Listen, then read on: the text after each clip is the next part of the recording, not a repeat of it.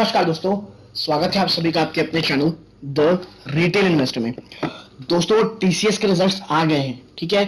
Result prima fascia सबको ठीक ठाक अच्छे लग रहे होंगे, तो हम ये जानेंगे कि रिजल्ट कैसे हैं और रिजल्ट मार्केट को एस्टिमेट को बीट कर पाए कि नहीं। दोस्तों मैं पहले बता दूं, मैं कोई पूरा पॉइंट टू पॉइंट पीडीएफ को नहीं दिखाऊंगा, मैं आर्टिकल है मनी कंट्रोल का, उससे आपको ये समझाने की कोशिश करूंगा कि रिजल्ट वाकई कैसे हैं, प्लस ये जो रिजल्ट है ये मार्केट को के एस्टिमेट को बीट किए कि नहीं, और इस रिजल्ट का बाकी के आईटी सेक्टर स्टॉक, क्योंकि आज टीसीएस का है 13 तारीख को दोस्तों, फिर उसका रिजल्ट भी है, इन्फोसिस का भी रिजल्ट है, तो इसके बाद बाकी के जो आईटी सेक्टर है वहां किस तरह की आपकी रणनीति होती नहीं चाहिए, हर एक चीज दोस्तों चर्चा करेंगे क्रिस्टल क्लियर तरीके से। दोस्तों सबसे पहले बता दूं, वीडियो को प्लीज लाइक कर दें, चैनल को सब्सक्राइब कर दें, क्योंकि ये वीडियो आपके लिए बहुत ही जबरदस्त होने वाली है। प्लस आप देख रहे होंगे केवल मेरे 9% ऐसे भाई लोग हैं जो इस वीडियो को देखते हैं, हमारे वीडियोस को, और चैनल को सब्सक्राइब किए हुए हैं, और 91% ऐसे मित्र हैं जो वीडियो देखते रहे बट चैनल को सब्सक्राइब नहीं किए हुए हैं। गाइस चैनल को प्लीज सब्सक्राइब करें, बेल आइकन जरूर दबाएं, क्योंकि अगर आप ऐसा करते हैं तो हमको बहुत सारा मोटिवेशन मिलता है। और दोस्तों ऐसी ही नोटिफिकेशन आपके नोटिफिकेशन बार पे आएगी स्टॉक स्पेसिफिक न्यूज की। अब दोस्तों बिना टाइम को वेस्ट किए चलते सीधा हम न्यूज की तरफ। आप देखिए that TCS Q2 result profit jumps 14.1% to rupees 9,624 crore, but misses street estimate.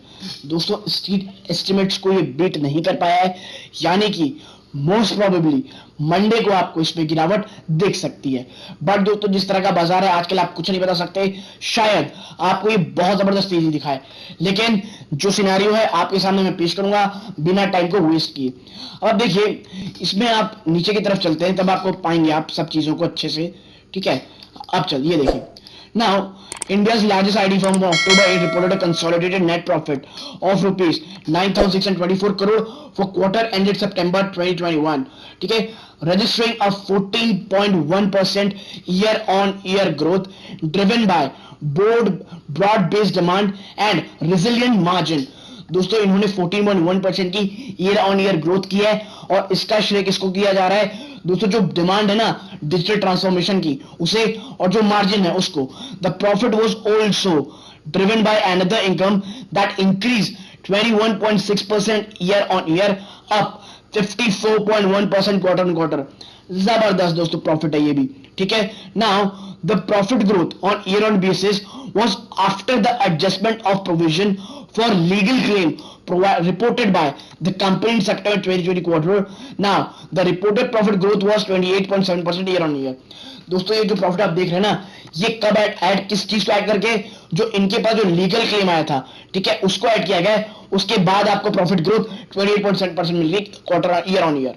आगे है its consolidated revenue during the July-September period stood at rupees 46,867 crore, up 16.8% over a year ago quarter, with double-digit growth across business vertical, led by ramp-up in order books, recovery in Indian business, and increase in digital spend by corporate. The revenue growth in constant currency came in at 15.5% year on year।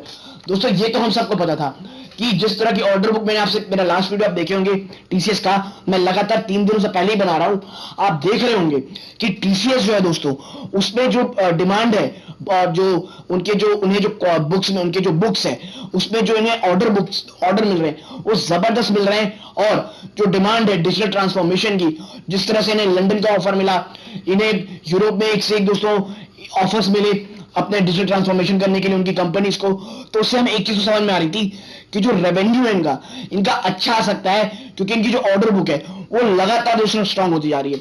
और management का इसमें कहना है the strong and sustained demand environment is a once in a decade opportunity to position ourselves as a preferred growth and transformation partner for our customers, said Rajesh Gopinathan, Chief Executive Officer and Managing Director.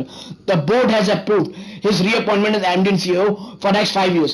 दोस्तों जो इनके जो राजेश गोपीनाथन है CEO है इस company के, उनका 5 साल का एक्सटेंशन मिला हुआ है, और वो ये भी कह रहे हैं कि भाई जो डिमांड है ना और जो सस्टेन एनवायरमेंट ग्रोथ है वो ये हमको एक अपॉर्चुनिटी दे रहा है कि आने वाले 10 सालों तक हम रेलेवेंट रहें डिजिटल ट्रांसफॉर्मेशन को लेकर के। तो दोस्तों ये देखिए, ये तो बातें हो गई चीजों की। अब आगे आप देखेंगे, आप पाएंगे, थोड़ी सी अब बात करते हैं बिजनेस एस्टिमेट की कि भैया इन्होंने जो स्ट्रीट एस्टिमेट था, बाजार ने जो अंदाजा लगाया था, क्या उसे बीट कर पाया है? तो आप देखिए, थोड़ी सी बैड न्यूज है ये। The number were largely below the street estimates. A CNBC TV 18 poll of analysts had estimated profit at rupees 9,731 crore on revenue of rupees 47,466 crore for the quarter under review. दोस्तों market ने जो अंदाजा लगाया था उससे काफी नीचे आया है दोस्तों इनका जो रिजल्ट है, ठीक है। क्योंकि देखिए, CNBC TV 18 poll of analysts had estimated profit of rupees 9,731 crore on revenue of rupees 47,766 crore, यानी जो इनका ऑर्डर, जो इनकी प्रॉफिट आई है, वो जो रिजल्ट है उससे थोड़ा सा ज्यादा इन्होंने लगाया था, तो ये बीट नहीं कर पाए। At the operating level, EBIT, earning before interest and tax margin at 25.60% for the September 2021 quarter also missed the CNBC to poll 18 estimate of 26.05%. दोस्तों जो CNBC TV 18 का पोल था उसके हिसाब से इनके EBITDA मार्जिन भी इनको एस्टिमेट नहीं कर पाए, और जो इनका मार्जिन है वो सिर्फ 0.1% सिक्वेंशली से बढ़ा है, लेकिन ईयर ऑन ईयर देखेंगे तो 0.6% की इसमें गिरावट आई है, ठीक है। आगे है कि भाई strong growth and discipline execution help the company overcome headwinds from currency and supply side inflation and deliver expanded margins, said Samir Sekaria, chief financial officer.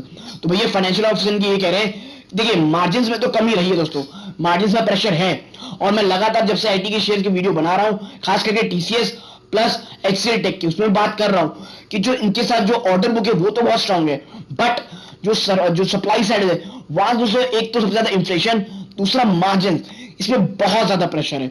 आगे है इसमें एक अच्छी चीज जो TCS में आई है दोस्तों, आप पाएंगे कि भाई TCS has added 5 new clients in $100 million plus category, taking the total to 54 now.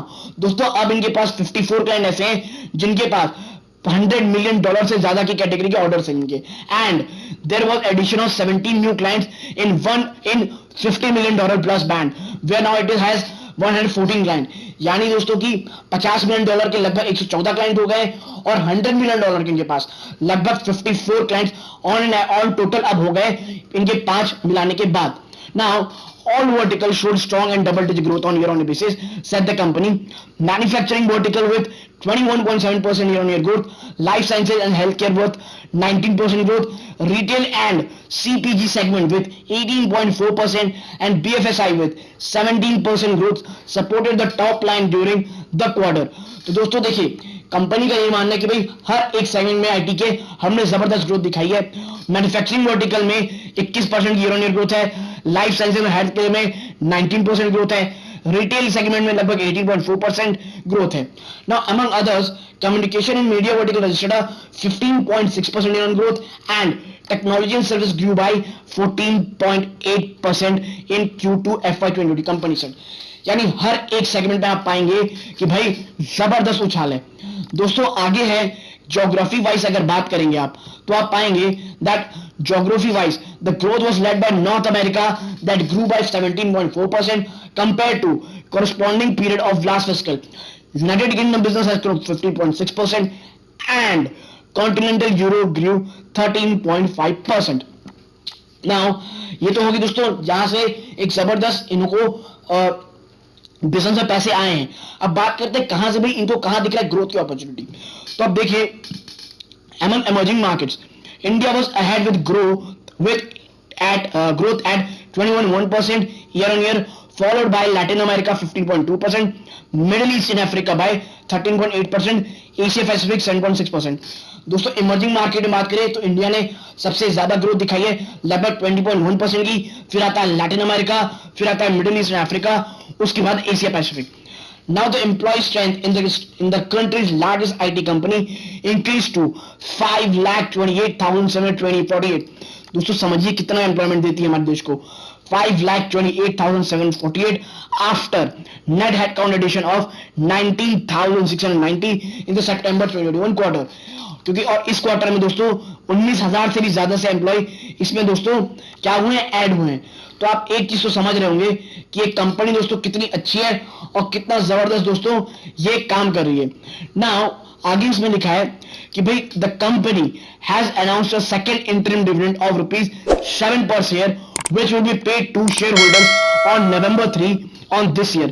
यानी ₹7 का दोस्तों डिविडेंड भी है, इससे पहले भी डिविडेंड दे चुकी है। और अगर आप इस डिविडेंड को पाना चाहते हैं तो ये अगर आपके पास शेयर होल्डर रखेंगे, शेयर को रखेंगे तो 3 नवंबर को ये आपके पास रहेगी। यानी कि आपको 1 नवंबर आपको तक इस शेयर को अपने अकाउंट में रखना होगा दोस्तों। माफ कीजिएगा, अभी एक्स डेट नहीं है, एक्स डेट बताएंगे तब पता चलेगा कब इसे रखना है। तो दोस्तों टीसीएस के रिजल्ट आ गए हैं, टीसीएस के मैंने आपके सामने डिस्कस किए। मार्केट के एस्टिमेट्स को बीट नहीं कर पाई है। देखना ये होगा कि आने वाले समय में कैसे ये आने वाले यानी मंडे को कैसे मार्केट रिएक्ट करता है। लेकिन एक बात तो मैं आपको बता दूं, मार्जिन में प्रेशर बहुत है, ठीक है। इसलिए हमें देखना होगा कि एक्सेल टेक का मार्जिन और इन्फोसिस का किस तरह से वर्कआउट होता है। दोस्तों वीडियो को यहां तक देखें, वीडियो को प्लीज लाइक करें, चैनल में पहली बार आए चैनल सब्सक्राइब कर बेल आइकन जरूर दबाइएगा। ये इस वीडियो का अंत है, यहां तक देखने के लिए धन्यवाद। जय हिंद दोस्तों।